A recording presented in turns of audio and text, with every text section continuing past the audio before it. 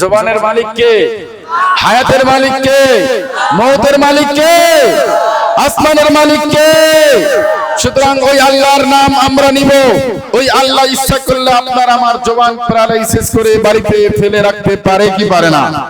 সুতরাং ওই আল্লাহর নাম নিতে কোনো কার্পণ্য করা যাবে।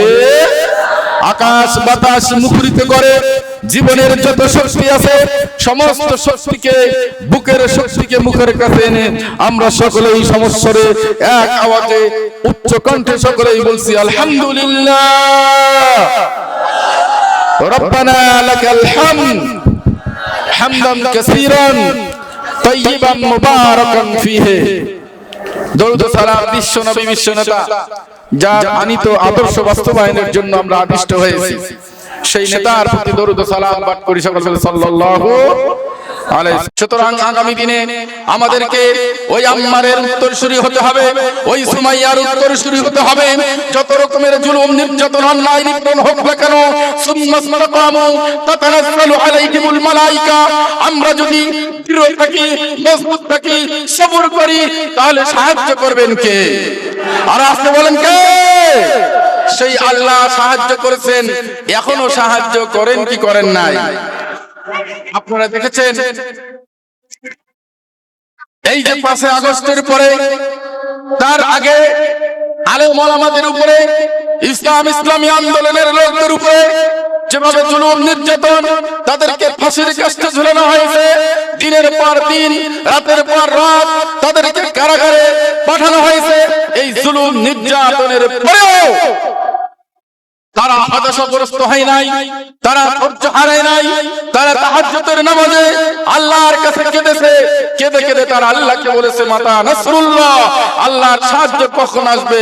আল্লাহ বলেন আলা ইন্না নাসরুল্লাহি করিব, আল্লাহর সাহায্য অতি নিকটে। কথা বলেন ঠিক কিনা? আজকে সেই সাহায্য আমরা পেয়েছি কি পাই নাই?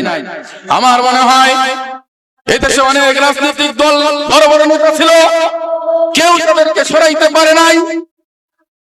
যাদেরকে কোনো মনেই করা হয় নাই, সামান্য ছাত্র দিয়ে আল্লাহ পাক তাদেরকে এই দুনিয়া থেকে জন্মের মতো বিদায় করে আরেক দেশে পাঠিয়েছে। কথা বলুন ঠিক কিনা?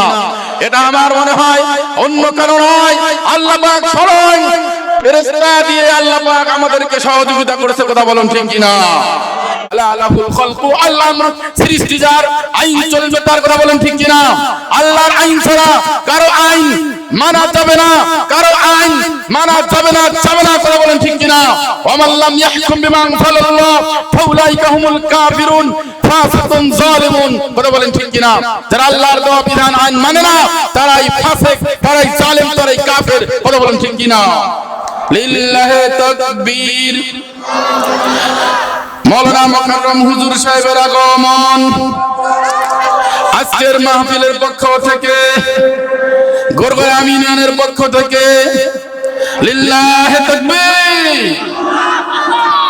সম্মানিত প্রিয় উপস্থিতি, তাহলে ইনিল হুকমু ইল্লা লিল্লাহ, সৃষ্টি যার, আইন চলবে কার? আল্লাহ।